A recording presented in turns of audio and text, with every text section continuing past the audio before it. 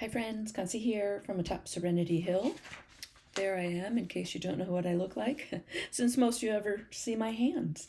I am here back with day 6 for the Start with a Mark 14-day challenge, taking place in February 2025, in case you're finding this at a different time.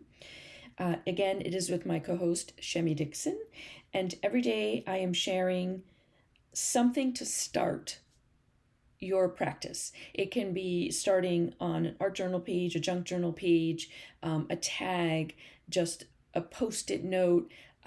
It doesn't have to be anything spectacular. It's just a way for you to gather inspiration on how to get started. Okay, so I've been using this tag deck on Instagram to show all the different ideas that I had, just playing off the word. You can find this printable below under my name, Kansi, and then Shemi has her own printable, which you can dive into as well. And so for imprint, there we go. I did something super simple, and that was I painted gold gesso on the page, and then I pushed in a bubble wrap on the right, and on the left I pushed in a feather. Okay, so what I wanted to see was what would imprint, what would stay behind, what would make a mark in the gold gesso, because this is another way of how do you start a page. I could just put some gold gesso down, I could grab a stamp or, some whatever sitting, some netting from, some a piece of fruit, and just kind of push it through the gesso and the wet medium and see what happens, what gets left behind.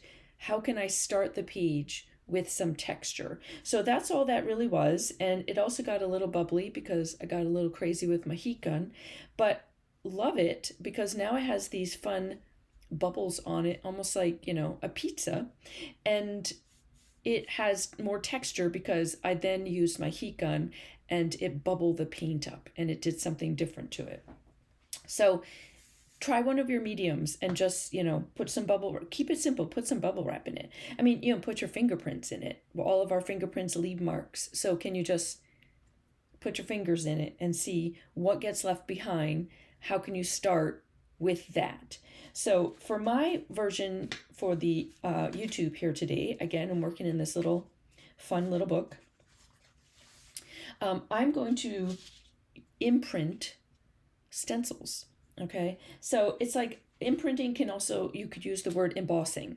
You want to, it means stamping, it means embossing, it means impressions.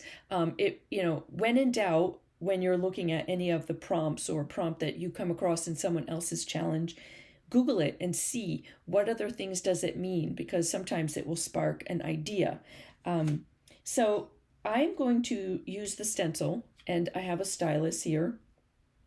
It's a very dirty stylus, actually, and I think this one is a little cleaner. I own many styluses, so, and I'm going to use the end of this, also dirty, the fatter end.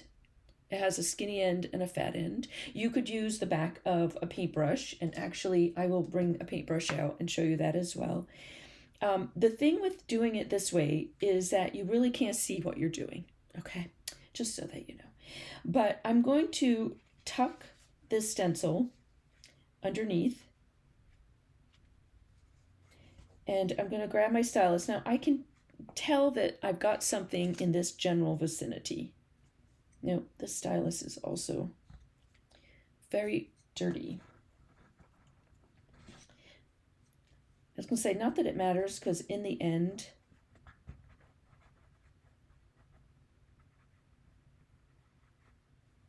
I'm going to where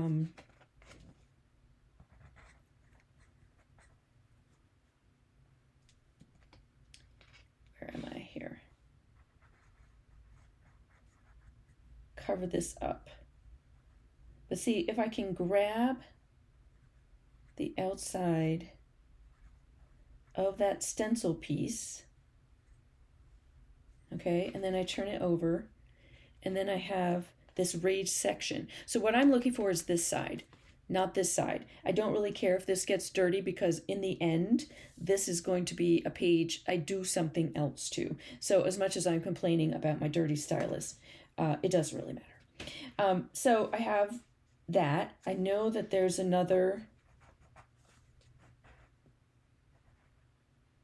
shape in this general vicinity. So I'm digging pretty deeply, and actually the stylus does work better. So I'm glad I'm using that to tell you not to, a paintbrush maybe with a really pointy end. Okay, again, all right, is pushing up. I also know there's a little piece in here.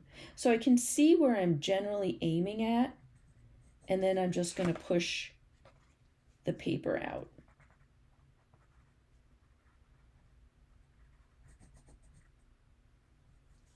Cool. Oh, I love that. All right, and then I have a bunch of circles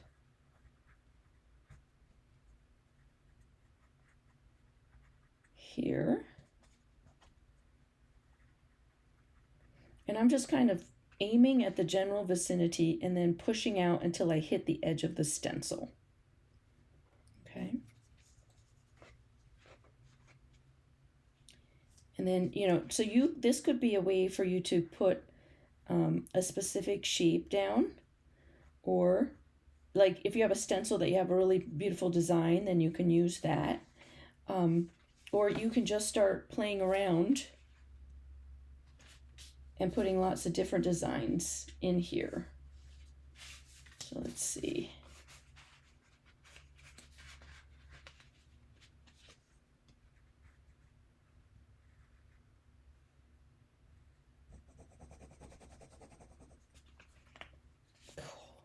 Oh, I love that. All right, so I'm going to put a few more things in. Let's see what else I can add in here.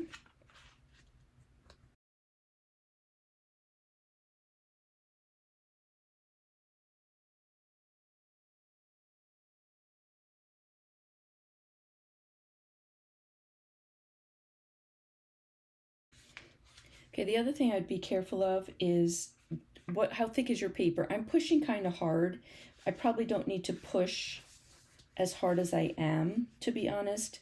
You want to just kind of find the general outline and, you know, give it a nice pressure, but I would be careful. I'm being probably a little aggressive. So maybe not so much. Step back on the aggression, people. Step back on the aggression. All right.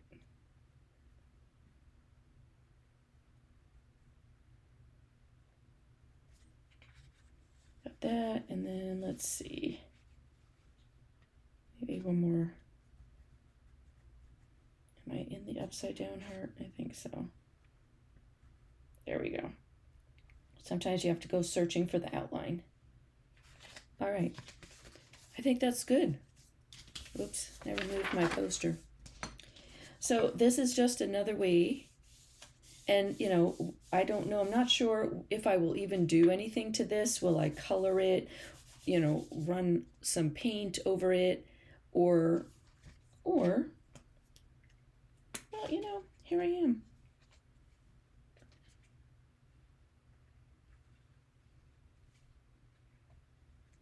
What if I just, and you could have used, I'm just grabbing the Sharpie because the Sharpie is sitting here right next to me.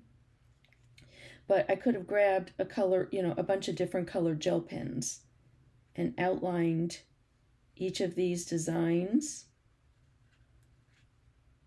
with a different gel pen. So, you know, where's the next step? So this is the first step. I emboss the paper. What is my next step? Do I want to dry brush over it and catch all the raised sections? Do I want to watercolor around it and leave the white impressions up?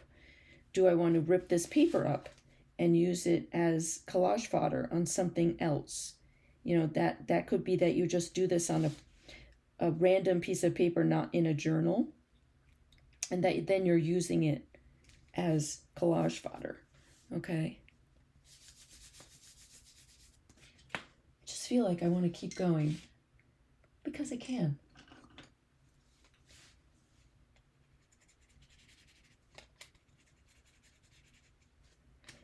And that's one of the things that's why we have this challenge. Like, how do you start? And then what from there is like, ooh, you know what I could do? And you start playing with what happened and kind of see what the next idea that pops up is. And sometimes it's just, keep coloring. I've got colored pencils. I use colored pencils all the time. They're always sitting by my desk.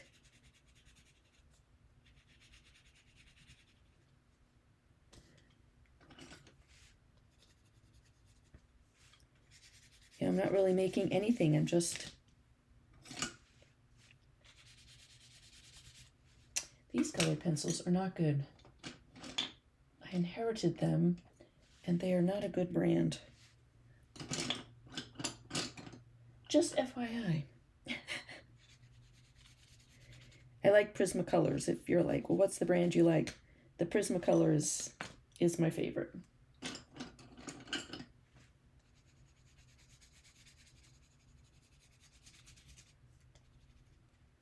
Okay, so it's just nonsense. But what it was testing out imprinting. All right, and then on the back, I'll probably cover it up after a while. The stylus wasn't so yucky. But this is also beautiful. If you didn't get it where it got, marked up by any reason, then,